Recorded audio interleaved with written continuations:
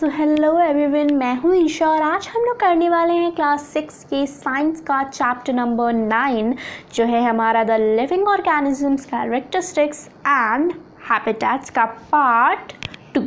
I hope आप लोगों ने इसका पार्ट 1 देखा होगा और अगर नहीं देखा तो मैं आई बटन पे वो आप लोग को प्रोवाइड कर दूंगी, आप वहाँ से जाकर इसका पार्ट 1 देख सकते हैं। ओके, सो आप पार्ट 1 ज़रूर देखिएगा, तभी आपको पार्ट 2 अच्छे से समझ में आएगा। ठीक है, सो आज के सेशन में हम लोग कंटिन्यू करने वाले अपना पिछले सेशन में जो हमने छोड़ा था जर्नी टू वेरियस हैबिटेट्स का, सम टेरेस्ट्रियल हैबिटेट का माउंटेन, मतलब हमने अपने पिछले क्लास में छोड़ा था हमने मतलब डेजर्ट्स में, और अभी हम लोग स्टार्ट करने वाले हैं माउंटेन रीजन्स सम टेरेस्ट्रियल हैबिटेट्स में। ओके, सो अब हम लोग देखने वाले हैं कि सम टेरेस्ट्रियल हैबिटेट्स में माउंटेन रीजन में कैसे प्लांट्स एंड एनिमल्स सर्वाइव करते हैं। ओके, सो पहले हम लोग देखेंगे प्लांट्स।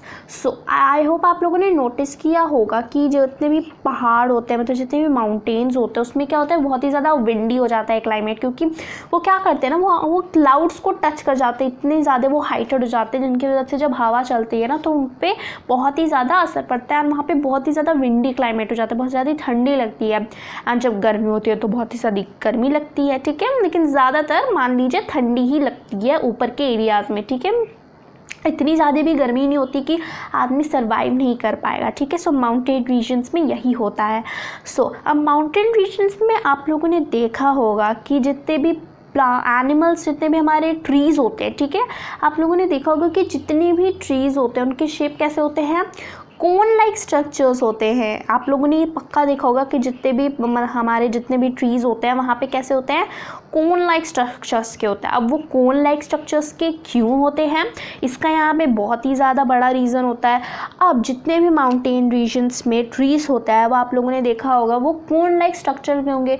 तो वो कोन लाइक स्ट्रक्चर में इसलिए होते हैं ताकि माउंटेन रीजन में पहली बात ठंडी ज़्यादा होती है, तो विंटर्स टाइम में उसमें विंटर टाइम में एंड रेनी सीजन में क्या होता है, बहुत ही ज़्यादा रेन हो जाती है कभी कभी, जिससे लैंडस्लाइड्स आ जाते हैं, एंड कभी कभी क्या होता है, बहुत ही ज़्यादा स्नोफॉल हो जाता है। ठीक है, सो उसी को प्रिवेंट करने के लिए क्या होता है ना, हमारे पास जो ट्रीज़ होते हैं उनके शेप इस टाइप के हो जाते हैं ताकि अगर उनके ऊपर मान लीजिए अगर ट्रीज़ के ऊपर स्नोफॉल हुई, ठीक है, मान लीजिए जो ट्रीज़ के ऊपर स्नोफॉल हुई तो वो क्या हो जाएगी ना, वो स्लोपी होते हैं उनके ब्रांचेज, जिसकी वजह से ना जितना भी स्नो और जितना भी वाटर होगा वो उनके मतलब सरफेस पे नहीं रहेगा, ट्रीज़ के सरफेस पे वो स्लोप डाउन हो जाएगा, नीचे के तरफ आ जाएगा। ठीक है, जिसकी वजह से उनके मतलब जितने भी ट्रीज़ होते हैं वो मतलब लाइक डैमेज नहीं होंगे। अगर किसी भी प्लांट के ऊपर बहुत दिन तक, बहुत मतलब लाइक महीनों तक स्नो रहेगा, ऐसे ही लाइक वाटर रहेगा, तो ऑब्वियसली डैमेज हो जाएगा ना। तो उसी को प्रिवेंट करने के लिए इनका जो स्ट्रक्चर होता है ना वो एकदम स्लोपी बन जाता है, जिसके अगर इसके ऊपर क्या स्नो गिरेगा इसके ऊपर तो वो स्लोप होके डायरेक्ट नीचे आ जाएगा, या फिर अगर वाटर भी गिरेगा इसके ऊपर तो वो स्लोप होके नीचे आ जाएगा, उसके ऊपर रुकेगा नहीं। ठीक है, जिससे वहाँ के जितने भी ट्रीज़ होते हैं वो हरे भरे रहते हैं। ठीक है, आप लोगों ने तो देखा ही होगा, सो वो हरे भरे रहते हैं। तो ये था हमारा कैसे वहाँ के प्लांट सर्वाइव करते हैं। ओके, सो अब एनिमल्स में बहुत मतलब नॉर्मल सी बात आती है, आप लोग को तो ये पता ही होगा कि वहाँ के जितने भी एनिमल्स होते हैं ना उनमें क्या होता है, उनके बॉडी में ना बहुत ही ज़्यादा फर्स होते हैं। ठीक है, उनके बॉडी में बहुत ही ज़्यादा फर होते हैं। उनका जो स्किन होता है वो क्या होता है, उनका जो स्किन होता है वो बहुत ही ज़्यादा थिक होता है। अब ये दोनों चीज़ें क्यों होती हैं, क्योंकि माउंटेन्स में बहुत ही ज़्यादा ठंडी पड़ती है, जिसकी वजह से जितने भी मतलब एनिमल्स होते हैं उनको फ़र की ज़रूरत होती है और मोटी मोटी स्किन की ज़रूरत होती है, क्योंकि वो थोड़े ना कंबल ओढ़ के घूमना स्टार्ट कर देंगे। ठीक है, सो उनको गॉड गिफ्टेड ही एक मान लीजिए कंबल गिफ्ट किया गया। उनका जो बॉडी होता है उनमें उनका जो स्किन होता है वो बहुत ही ज़्यादा थिक होता है, जिसकी वजह से वो ठंडियों में अच्छे से उनका जो बॉडी होता है वो अंदर से प्रोटेक्ट रहता है। ठीक है, एंड बहुत ही ज़्यादा फर होता है जो उनको मतलब मॉइस्ट और अच्छा क्लाइमेट उनको अंदर से भी फील करवाता है, मतलब ज़्यादा ही सफोकेटिंग नहीं लगेगा, और मोटी स्किन और उसके ऊपर से फर रहता है। ठीक है, जिसकी वजह से वो उनके एक ब्लैंकेट जैसा काम करता है ठंडियों के दिनों में। ओके, सो ये था हमारा कैसे वहाँ के एनिमल सर्वाइव करते हैं। एंड एक और चीज़, वहाँ के जितने भी एनिमल्स होते हैं उनके बॉडी पे तो फर होता ही होता है, लेकिन उनके जो लेग्स होंगे ना, लेग्स पे भी बहुत ही ज़्यादा मोटी स्किन एंड बहुत ही ज़्यादा फर होता है। अब ये क्यों होता है? क्योंकि अब वहाँ पे बहुत ही ज़्यादा क्या होता है, स्नोफॉल होती है।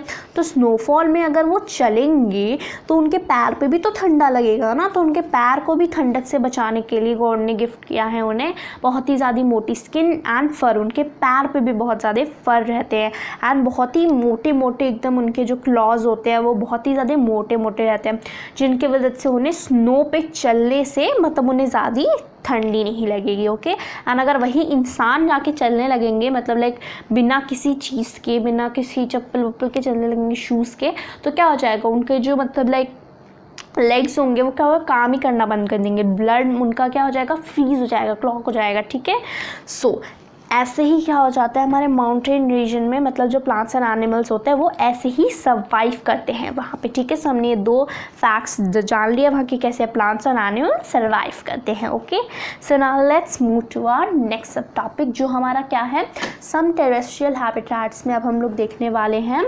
ग्रास लैंड्स के बारे में। Okay, so our next subtopic is some terrestrial habitats about grasslands। अब grasslands का मतलब क्या होता है? grasslands मतलब जो forests होते हैं जहाँ पे बहुत सारी grasses होती है, trees होती है, तो उसी को हम ग्रासलैंड्स बोलते हैं। ओके, सो अब हम देखेंगे कि कैसे एनिमल्स ग्रासलैंड में सर्वाइव करते हैं। ओके, सो एक हमारा पहला एग्जांपल हो गया, जैसे कि आप लोगों ने नोटिस किया होगा कि जितने भी ग्रासलैंड या फिर मान लीजिए फॉरेस्ट में जितने भी एनिमल्स होते हैं उनका मेनली कलर क्या होता है। जैसे कि मान लीजिए हम लायन ले लेते हैं एंड डियर ले लेते हैं। ठीक है, सो उनकी नॉर्मली कलर्स क्या होते हैं? उनकी नॉर्मली कलर होते हैं ब्राउन। ओके, उनकी नॉर्मली कलर होंगे ब्राउन होंगे। ठीक है, अब ब्राउन क्यों होते हैं? उनके कलर ब्राउन इसलिए होते हैं ताकि वो क्या कर पाएँ, लाइक हाइड कर पाएँ अपने प्रेडिटर से बचने, मतलब अपने जो प्रेडिटर है उससे बचने के लिए, या फिर अपने लाइक मतलब दुश्मन को मारने के लिए वो लोग क्या करते हैं, हाइड कर लेते हैं ट्रीज़ में, ग्रासेस में। वो सभी तो ब्राउन होते हैं ना, मतलब जितने भी पूरे ट्रीज़ होते हैं, पूरा फॉरेस्ट में क्या होता है, ट्रीज़ होते हैं, ग्रासेस होते हैं। सो वहाँ पे ब्राउन मतलब जितने भी ट्रीज़ का बाग होता है सब तो ब्राउन ही होते हैं ना, तो वहाँ से वो छुप के किसी पे वार कर सकते हैं। ठीक है, या फिर जो डियर्स होते हैं वो ग्रास में या फिर ट्रीज़ के पीछे छुप के क्या कर सकते हैं, अपने जितने प्रेडेटर्स होते हैं उनसे बच सकते हैं। ठीक है, पहली चीज़, वहाँ के जितने भी मेनली एनिमल्स होते हैं उन सबका कलर क्या होता है, ब्राउन होता है। ठीक है, फॉर लाइक कैमोफ्लाज। ठीक है, कैमोफ्लाज के लिए बहुत ही ज़्यादा इंपॉर्टेंट होता है। और एक और चीज़, वहाँ पे जितने भी एनिमल्स होते हैं, ऐसे एग्जांपल लेते हैं जैसे कि डियर हो गया, तो वहाँ के जितने भी लाइक एनिमल्स होते हैं, डियर, इन सब की क्या होता है ना, बहुत ही ज़्यादा शार्प टीथ होते हैं। ठीक है, और वो शार्प टीथ क्यों होते हैं, वो बहुत ही ज़्यादा शार्प होते हैं। ठीक है, तो वो इतने शार्प क्यों हो जाते हैं? इतने शार्प इसलिए होते हैं ताकि वो क्या कर पाए, वहाँ के जितने भी प्लांट्स और हार्ड स्टेम्स होते हैं ना, उनको च्यू करने में क्या होंगे, उसकी मदद करते हैं। उतने सारे मतलब जितने भी उनके हार्ड टीथ होते हैं वो सब वहाँ के हार्ड लीव्स, हार्ड ट्रीज के जो स्टेम्प होते हैं उन सबको च्यू करने में मदद करती है। ठीक है, सो ये थे हमारे 2 टॉपिक जो मैंने आपको बता दिए कि उनके कैमोफ्लेज के लिए मदद करते हैं उनका कलर, और उनको टीथ बहुत ज़्यादा प्रोवाइडेड होता है। आप लोगों ने देखा होगा जितने भी फॉरेस्ट में एनिमल्स होते हैं उनके पास टीथ क्या होता है, बहुत ही ज़्यादा स्ट्रॉन्ग होता है, क्योंकि वो अगर स्टेम्स को उनको च्यू करना है, किसी भी चीज़ हार्ड चीज़ को उन्हें च्यू करना है, तो उसमें वो उसकी मदद करते हैं। Okay, so now let's move to our next topic. Our next subtopic is about some aquatic habitats. Okay, so अब हम लोग देखने वाले हैं जो एनिमल्स और प्लांट्स पानी में रहते हैं वो कैसे अपने हैबिटेट, मतलब वो कैसे उस एरिया को अडेप्ट करते हैं, हैबिटेट करते हैं। ओके, सो उसके भी हमारे पास 3 फैक्ट्स तक हम लोग ये सारे फैक्ट्स अच्छे से वन बाय वन करके देखेंगे। ओके, सो हमारा जो पहला फैक्ट है वो हमने जस्ट अभी अपने पिछले चैप्टर्स में पढ़ा था। सो पहला हमारा फैक्ट है, जितने भी हमारे एनिमल्स होते हैं, मतलब वहाँ के जितने भी एनिमल्स, मान लीजिए फिशेज़, तो उसके अंदर जितने एक्वाटिक जितने फिशेज़ होते हैं ना, उन सब का जो बॉडी का स्ट्रक्चर होता है वो कैसा होता है, वो होता है स्ट्रीमलाइन, ठीक है। सो ये तो आप लोगों ने अभी अभी जस्ट पढ़ा था, तो उनके जितने जो बॉडी का स्ट्रक्चर होता है वो होता है स्ट्रीमलाइन स्ट्रक्चर, जिनके वजह से वो क्या करते हैं, अपने टेल से वाटर को फ्लैप करके आगे की तरफ बढ़ते हैं, ओके। एंड अपने फिन से भी वाटर वो फ्लैप करके आगे की तरफ बढ़ते हैं। जैसे कि ह्यूमंस वाटर को ऐसे करके स्विमिंग करते हैं ना, तो वो लोग अपने टेल्स एंड अपने फिन से क्या करते हैं, वाटर को फ्लैप करते हैं और आगे की तरफ बढ़ते हैं। एंड उनका जो बॉडी होता है वो आगे से एंड पीछे से भी पतला होता है एंड बीच में बहुत ही ज़्यादा ब्रॉड होता है। वो उस टाइप का जो शेप होता है उसे हम स्ट्रीमलाइन बोलते हैं। एंड ये जो स्ट्रीमलाइन शेप होता है वो सारे फिशेस में होता है, आप लोगों ने नोटिस किया होगा। तो वो क्या करता है, वो उन्हें मतलब लाइक स्विम करने में बहुत ही ज़्यादा मदद करता है, ओके। लेकिन एक और चीज़ आप लोगों ने देखी होगी, जैसे कि हमारे ऑक्टोपस हो गए, हमारे जितने भी और भी स्टार फिश हो गए, इन सब के तो लाइक स्ट्रीमलाइन शेप तो होते नहीं है ना, मतलब उन सब के तो अलग ही शेप होते हैं। तो वो सब कैसे मतलब स्विम करते हैं, तो वो सब ज़्यादा स्विम नहीं करते हैं, ठीक है। वो सब क्या करते हैं, वो सी के बेड में रहते हैं। अब सी का बेड क्या होता है, सी का बेड मतलब बॉटम ऑफ द सी में रहते हैं। वो ऊपर नहीं आते हैं ज़्यादा, सी के ऊपर नहीं आते, वो बॉटम ऑफ द सी में रहते हैं। मतलब बॉटम ऑफ द सी में बहुत सारे केव्स होते हैं ना, तो वो उन्हीं में रहते हैं। एंड अगर कोई फिश उनके तरफ आती है ना, तो वो वहीं से उन्हें बस थोड़ी दूर जाके उन्हें खा लेते हैं, फिर अंदर जाके छुप जाते हैं, ठीक है। एंड कभी कभी वो बस ऊपर ऐसे नॉर्मली फ्लोट करते हैं, लेकिन ज़्यादातर वो कहाँ रहते हैं, सी के बेड में रहते हैं, ओके। सी का बेड मतलब क्या हुआ, सी का एकदम लोअर पार्ट, एकदम लोअर रीजन, उसका मतलब एंड मान लीजिए, सी का जो अंदर एंड होता है नीचे, तो वहीं पे वो लोग केव्स के अंदर रहते हैं या फिर मिट्टी के अंदर रहते हैं, ओके। सो ये था हमारा कैसे लाइक हमारी जो फिशेज़ होती हैं ना वो कैसे वहाँ पे रहती हैं। तो ये हमारा पहला कॉन्सेप्ट क्लियर हो गया। और नेक्स्ट हमारा एक और कॉन्सेप्ट है जो है हमारा फिशेज़ के पास क्या होती हैं, फिशेस के पास हमारी गिल्स होती हैं, ओके। सो ये तो आपको पता है फिशेस के पास गिल्स होती हैं। सो अभी गिल्स क्यों होती हैं, सो इन गिल्स के मदद से ना वो लोग पानी में भी क्या कर सकती हैं, सांस ले सकती हैं। वाटर के अंदर भी ना एयर के ड्रॉपलेट्स होते हैं, तो वो लोग अपनी गिल्स की मदद से ना वो वाटर के अंदर जितने भी एयर के ड्रॉपलेट्स होते हैं वहीं से वो अंदर ही सांस ले सकती है, ठीक है। उन्हें बार बार बाहर आने की ज़रूरत नहीं है, ओके। सो ये हमारा सेकेंड टॉपिक भी क्लियर हो गया। उनके पास गिल्स होता है, ठीक है, उनके पास स्ट्रीमलाइन बॉडी होती है, ठीक है। सो हमारा जो थर्ड टॉपिक है वो है about dolphins and whales, okay. So आप लोगों को पता है कि नॉर्मल फिश तो अंदर गिल के मदद से मतलब सांस ले सकती हैं, लेकिन आप लोग को ये भी पता होगा जो भी डॉल्फिन्स होती हैं, जो भी वेल्स होती हैं, वो लोग क्या करती हैं, वो बाहर आके सांस देती हैं। आप लोगों ने तो देखा होगा ना, वो बाहर आती हैं, ऐसे जंप करती हैं एंड वो फिर सांस लेती हैं। क्यों ऐसा क्यों होता है, वो बाहर क्यों जंप करती हैं, वो बाहर इसलिए जंप करती है क्योंकि वो कहाँ से ब्रीथ करती हैं, वो गिल से ब्रीथ नहीं करती, उनके पास गिल्स नहीं होते, उनके पास होते हैं नॉस्ट्रिल्स, ओके। सो उनके पास नॉस्ट्रिल्स होते हैं, सो वो उन्हीं से ब्रीथ करती हैं। नॉस्ट्रिल्स होते हैं और हमारे डॉल्फिन के पास, एंड जो हमारी वेल होती है ना उसके पास क्या होता है, उनके पास ब्लो होल्स होते हैं। जो ब्लो होल्स आप लोगों ने देखा होगा फिशेस के, मान लीजिए ये फिश है कोई, ठीक है, ये हमारे पास एक फ़िश है एंड उनके जो ऊपर क्या होता है ना, ऐसे एक होल टाइप रहेगा यहाँ पे, जिनके अंदर से पानी निकलता है। ये तो आपने वेल में देखा होगा ना, जब वो बाहर आती हैं और जब वो ऊपर मतलब उसके एरिया में रहती है, मतलब उसके सरफेस पे, वाटर के सरफेस पे, तो उसके मतलब एक होल होता है जिसके अंदर से वाटर ब्लो होता है, ठीक है। सो उसी होल से वो लोग सांस लेती हैं एंड उनके पास क्या होता है, नॉस्ट्रल्स भी प्रोवाइडेड होती है, उनके पास गिल्स नहीं होता, ओके। इसीलिए डॉल्फिन और वेल्स वाटर के सरफेस पे आके सांस लेती हैं, ओके। और टाइम टू टाइम उनको आना जाना रहता है, मतलब एक बार वो आई तो मतलब 1 घंटे के लिए नहीं आना पड़ेगा, आधे घंटे के लिए नहीं आना पड़ेगा, ठीक है। और फिर उसके बाद फिर से वो सतह पर आती है, मतलब ऐसे होता है ना, फिर से सरफेस पे आती है, फिर जंप मारते, फिर नीचे जाते हैं, इसीलिए वो ज़्यादा दिखती हैं मतलब बाहर, ठीक है। और तो ये था हमारा journey to various habitats, okay. So यहीं पे हमारा जर्नी ख़त्म होता है थ्रू वेरियस habitats, ठीक है। So now let's move to our next subtopic.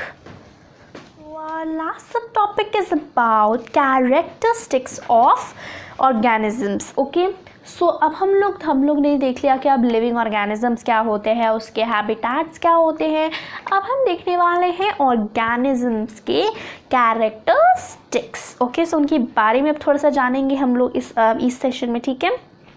So organisms of correct मतलब ऑर्गेनिजम्स के जितने भी कैरेक्टरिस्टिक्स होता है वो हम लोग एक बार धीरे धीरे करके देख लेते हैं। यहाँ पे हमारे पास बहुत ही सारे क्वेश्चंस हैं, सो इन सारे क्वेश्चंस को धीरे धीरे करके आंसर करते हैं, ओके, और अच्छे से समझते हैं इन क्वेश्चन का मतलब क्या है, ठीक है। एंड ये जो जितने भी क्वेश्चंस हैं ना आपके एग्ज़ाम में भी आ सकते हैं, सो आप इन्हें अच्छे से समझिए और मतलब इसमें रट्टा मारने वाली कोई चीज़ नहीं, आप इसको अच्छे से समझ लोगे ना तो आप खुद से भी इसे आंसर कर सकते हो। ये लाइक एक वैल्यू बेस्ड टाइप क्वेश्चन बन जाएगा, ठीक है। आपको इस पर ज़्यादा समझने की ज़रूरत नहीं है, लाइक उतना नहीं कि आपको एकदम रटना मारने का अच्छा इसका डेफिनेशन ये है वो है, नहीं। ये आप खुद पे भी अप्लाई करके ये क्वेश्चन अपने आप से पूछ सकते हो कि do all organisms need food, क्या आपको फूड की ज़रूरत है, तो आप खुद से भी अपने माइंड से भी इसे आंसर कर सकते हो, ओके, ठीक है। सो इसमें ज़्यादा लाइक डेफिनेशन और ये सब नहीं है, ओके। सो हमारे यहाँ पे क्वेश्चन है जैसे कि do all organisms need food, ठीक है। सो हमारा पहला क्वेश्चन है do all organisms need food. So इसका आंसर क्या होगा? यस, क्योंकि अगर इंसान के पास फूड नहीं रहेगा तो वो कैसे लाइक मतलब ज़िंदा रहेगा, ठीक है, बहुत दिन तक। अगर कोई भी ऑर्गेनिज्म जैसे कि मान लीजिए चिकन हो गई, मतलब हमारे पास जैसे फिशेस हो गई, इंसान हो गए, डॉग्स हो गई, कैट्स हो गए, अगर कोई भी खाना नहीं खाएगा तो क्या हो जाता है, वो मर जाते हैं, है ना। सो इसीलिए इसका आंसर आप लिख सकते हो कि every organism need food because if they do not eat food they will die, ऐसे करके आप इसका आंसर लिख सकते हो, ठीक है। और ऑर्गेनिजम्स को फूड चाहिए, उनको ग्रो करने के लिए फूड चाहिए, ठीक है, उनको अपने दूसरे प्रोसेस को अपनाने के लिए फूड चाहिए होता है, अपने बॉडी को वर्क करने के लिए फूड चाहिए होता है, एनर्जी लाने के लिए फूड चाहिए होता है, ओके। तो इसीलिए do all organisms need food? Yes, every organism needs food, चाहे वो कुछ भी हो जाए, एक छोटा सा अर्थवॉर्म हो जाए, एक चींटी तक को भी खाने की ज़रूरत पड़ जाती है, ठीक है।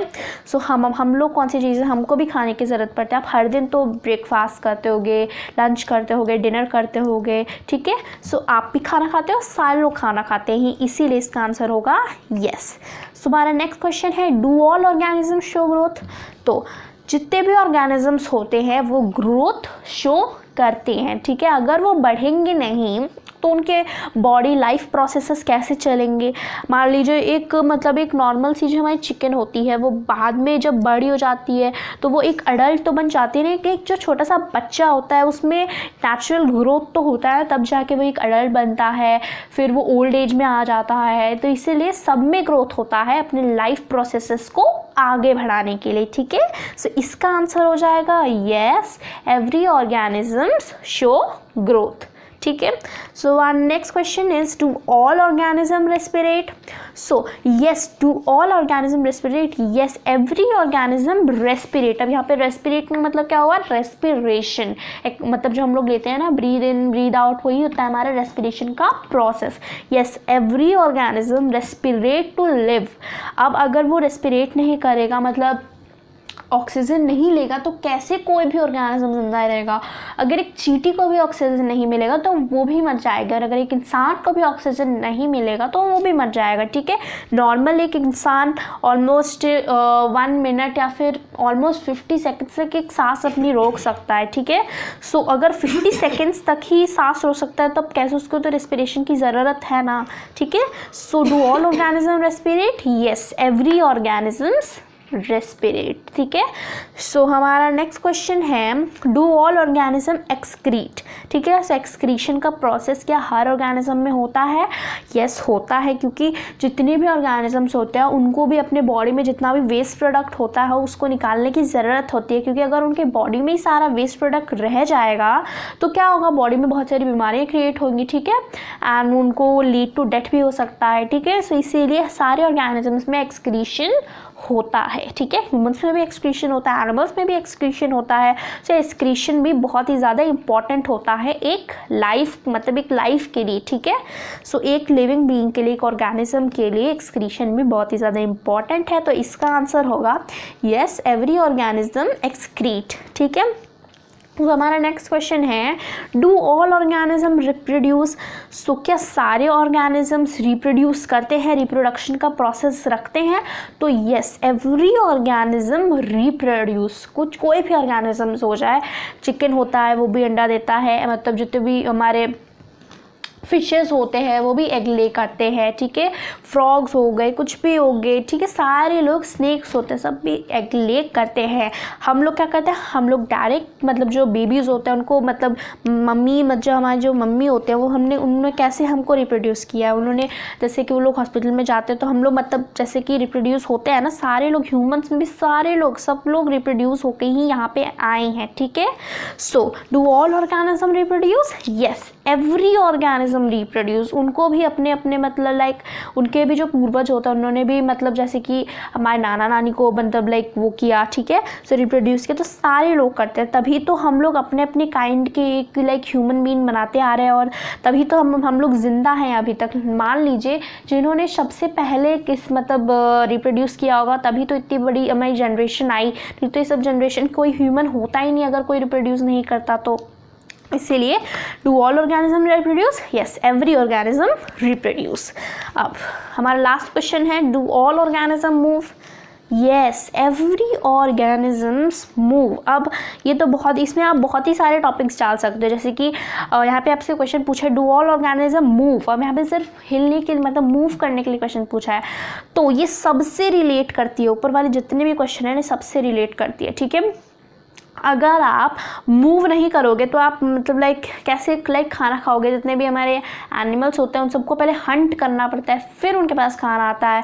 अगर आप लाइक मतलब जैसे कि अगर आप रेस्पिरेट मतलब अगर आप अपने बॉडी को मूव नहीं करोगे, लंग्स इन लंग्स आउट नहीं करोगे, आप रेस्पिरेट कैसे करोगे? एक्सक्रीशन के लिए भी आपको मूव करना पड़ेगा, रिप्रोड्यूस के लिए भी आपको मूव करना पड़ेगा, हर चीज़ के लिए आपको चलने के लिए, अपने खाने को ढूंढने के लिए भी मूव करना पड़ेगा, उधर से आने के लिए भी मूव करना पड़ेगा, किसी भी चीज़ को परफॉर्म करने के लिए आपको मूव करना ही पड़ेगा, चाहे वो कोई भी हो जाए, ठीक है। So do all organism move? Yes, every organism move.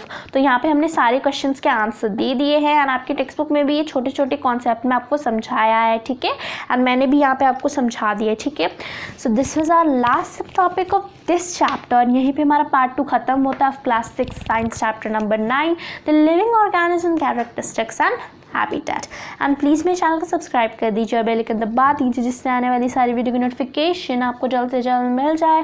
और अगर आपको ये वीडियो अच्छी लगती है तो इस वीडियो को लाइक कीजिए और ये वीडियो अपने फैमिलीज़ और फ्रेंड्स के साथ शेयर कीजिए। Thank you.